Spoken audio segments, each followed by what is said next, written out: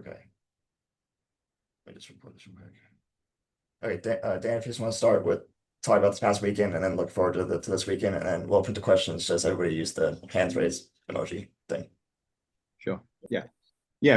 Really, really pleasing away performance against UCF. Obviously, um, there was a fairly strong message following High Point and some disappointment that we couldn't get that home win, despite some challenges we had in the first half, and a premium was placed on some defensive improvements that we really showcased in the UCF game. So we were able to do a better job of controlling the game in possession, but also out of possession. And I felt as though we caused UCF a lot of stress and really felt as though they were consistently unsettled throughout the course of the game, whether we had the ball or they did. So that was really, really pleasing and rewarding, and comes at a good time because we have a big time top 10 opponent coming to town in Georgia Southern, perhaps an unlikely name when you looked at the schedule at the start of the season. But Lee Squires, the head coach, has done a fantastic job there, and they've been trending really, really positively over the course of the last 3 years. So I'm probably a little less surprised than maybe you are to see Southern and as the number 6 team in the country. But it's a wonderful opportunity for us to get a big time RPI win, and also make some noise when it comes to our intention to defend our regular season title. Nick, we'll start with you. First question. Thanks for spending some time with us today, Dan. The trip to UCF, could you get a little bit more specific about the way that your defense played? Like, to go the entire game without allowing a shot on goal is really impressive, but what was different compared to High Point? The collective aggression and assertiveness. I think High Point starts extremely well with the nature of how we score the goal, but we were a little bit too passive, and allowed a good possession team and a very good team as well in High Point to overwhelm us a little bit, and created a far more conservative structure than what was intended, and what we had coached and scouted in terms of what our intentions were defensively. And yeah, from a perspective of the type of team and identity that we want to have, that lacked the courage and bravery that I want us to show. We want to meet the opponent where the game is being played, and trust that we have the capacity to stifle them and stop them wherever they may be on the field. And we were just far too quick to concede territory, and allow them to gather momentum. That then we kind of struggled to get out of that rut for a period of the first half.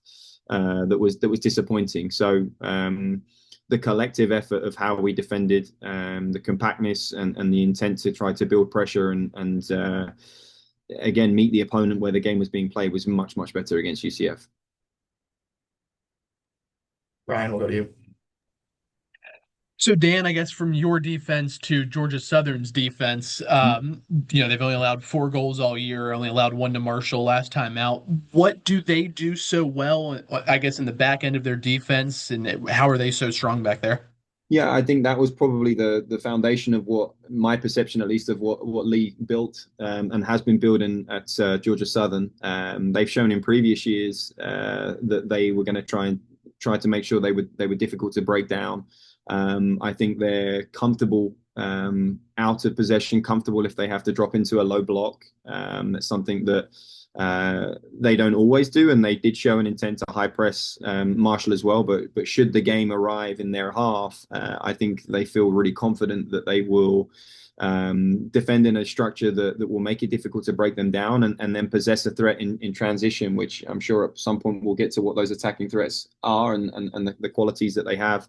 But that's what I witnessed in the Marshall game, certainly, and kind of aligns with maybe my understanding of how I perceive Lee to coach his teams and build his team. So he has a confident bunch right now, and a group of players that will believe in their identity both sides of the ball, which is an incredible asset to have.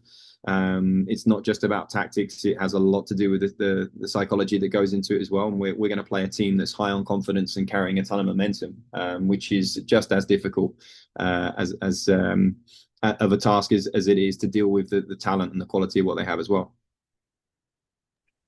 Joe, we'll go to you.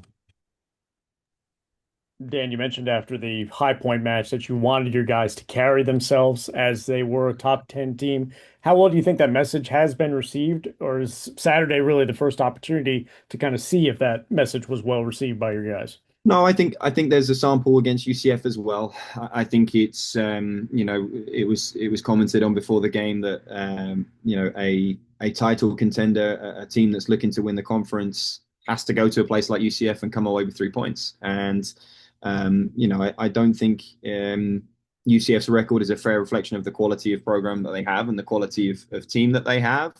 Their outcomes so far this season, they've lost 5 games against 5 top 25 opponents. So they haven't shown that they can quite get it done just yet against the best teams, but that's also half of their schedule. So it was the type of game that's always tricky because we perceive the opponent to be better than their record. There's very little to gain from winning that game and a ton to lose from an RPI perspective when you come up against a game like that. So they're the worst games in my opinion. So the capacity to showcase that and to do it in a way, as I mentioned, where we really stifled them and stressed them, and even when they had the ball, I don't think they were ever settled. Certainly not for extended periods. I think that'll be something that we'll try to continue throughout the course of the season. And again, there's a really fantastic opportunity to develop more evidence for our players in terms of our belief and growth as what we're capable of with a positive result on Saturday night. Nick, we'll go back to you. Dan, these guys were a hard out for you last year in the quarterfinals. I mean, it took a Sergio goal late to win it, and you went down 2-0. Was it apparent to you at that time that Southern was a program on the rise, that maybe some are surprised that they're a top 10 team nationally, but certainly a team that could make some noise in the Sun Belt this year? No, I think we'd already had a taste of that when we played them earlier in the regular season. I think at that point they may have been top 35 RPI. I think they were still kind of riding a wave. We seemed to go through this unfortunate process last year of beating teams that were doing particularly well, and then seemed to be the catalyst for a downturn. ODU was the same last year. I think they were top 25 when we played them, and then finished outside the top 60 maybe. And Southern's story somewhat similar.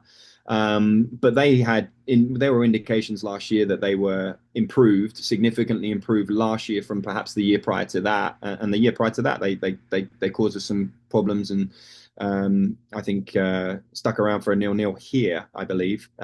So yeah, I think that there was already evidence that they had made significant improvements going into last season, and it looks like they've refined a little bit, added a little bit, and as I mentioned, I think the way I'm looking at things throughout the course of the top 100, top 25 is that there's as much parity right now in Division 1 men's soccer than there ever has been, and there's a lot of mid-major schools that your average collegiate sports fan wouldn't associate with success and the type of status that Southern have right now as a top 10 team. But that's the wonderful thing about what men's soccer offers is an incredible parity, and the likes of Georgia Southern, Gardner Webb, High Point, George Mason can be your 4 top 25 programs that you've played so far this season. Dan, as a quick follow-up to that, you mentioned their ability in the attack. Ricky Lewis was on their squad last year. So was Ryan Holmes. Believe he was an all-Sun Belt candidate. Just what jumps out about the way that they're playing? Like, obviously, Lewis is scoring in bunches similar to some of your guys. Yeah, I think Lewis is refined in a way that his physical prowess, he has more technical competency and skill this year from what I've seen, that physical prowess is even more of an issue and a challenge for us defensively. I thought last year maybe was a little raw in terms of his capacity to be a productive threat, and he has showcased already this season that there's been improvements from that perspective. So both of them now have an end product and a quality. I think Holmes showed that probably more last year than Lewis perhaps. And then not to be undermined by Pixley off the left, who was a medical redshirt for them last year. That's added something in terms of creativity and dynamism that I think makes them a pretty prominent attacking group with obviously a back line that has shown not just this year, but last year at times as well, that they can be pretty challenging to break down. So they have tools, and we're going to have to be the best version of us in order to get the job done. Cody, what do you? Yeah, hey Dan. I was gonna ask about Ricky Lewis too. Just he scored almost half their goals. Is the defensive scout as simple as just keep track of him, don't let him get loose, or do they run things differently? But as I mentioned, I think they're more than a one-trick pony. I think I've obviously watched a lot of them this season.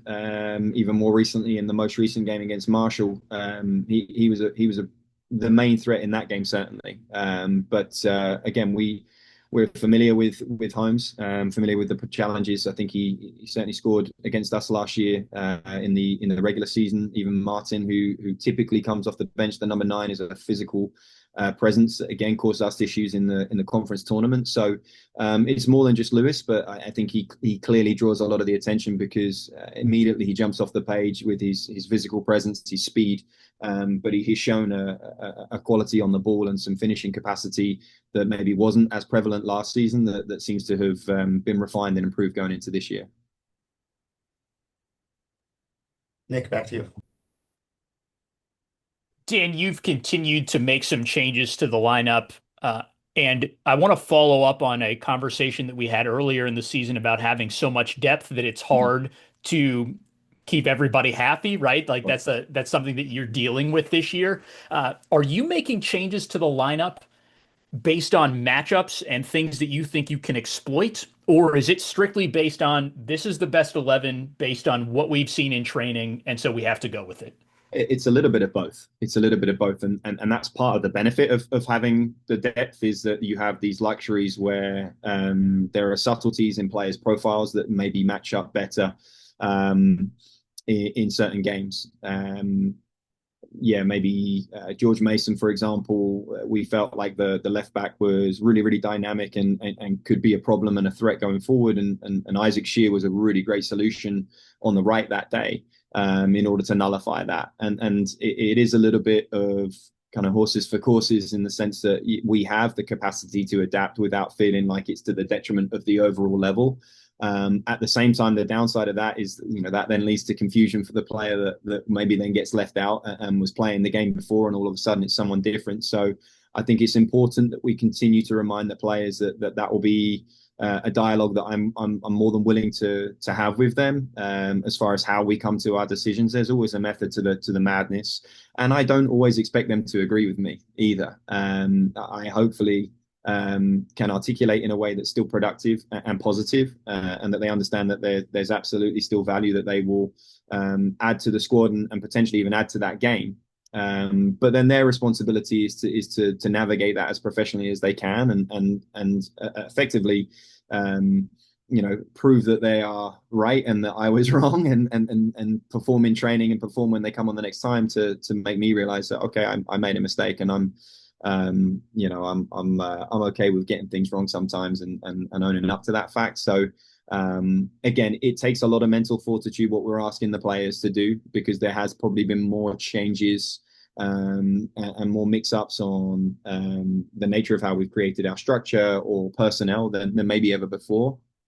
And there's an opposite benefit to having a settled 11 and players getting into a routine and getting into a rhythm. So we're trying to strike a really, really delicate balance right now of maintaining a squad of players that are motivated and ready to jump on an opportunity should it come their way, without it being to the detriment of the fluency of how we play and disrupting the rhythm of what we're trying to do at the same time.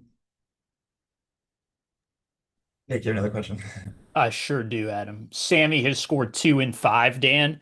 How have you seen his? Are you happy with his development? And how have Marcus and Pablo maybe rubbed off on him? Like I can't imagine a better situation for a freshman than to learn from 2 of the best goal scorers in the Sun Belt. Yeah, we've been so pleased with Sammy. I think he's maybe a nice word to describe him is disruptive. He probably has no business scoring the goal against UCF, but it takes someone like Sammy to run that down and to be a problem and to cause a problem. There's there's almost like a freshman, naive would be the wrong word, but like a freshman like freedom to him, that when he comes into the game, he's gonna cause a little bit of havoc. And he's been wonderful in that regard. He has a willingness and a work ethic to press, to chase things down, to chase lost causes down, and territorially it might just lead to us winning a throw in or him winning the ball back and drawing a foul, which he did against UCF, and then ultimately tracking one down and causing a problem for a centre back and a goalkeeper, and leads to his goal. So we're excited about where he's at right now. Super excited about his long-term future. And again, I do think it's a nice environment for him, in the sense that we have the luxury of not necessarily needing to call on him just yet, from the word go, with the quality of what we have in Marcus and Pablo.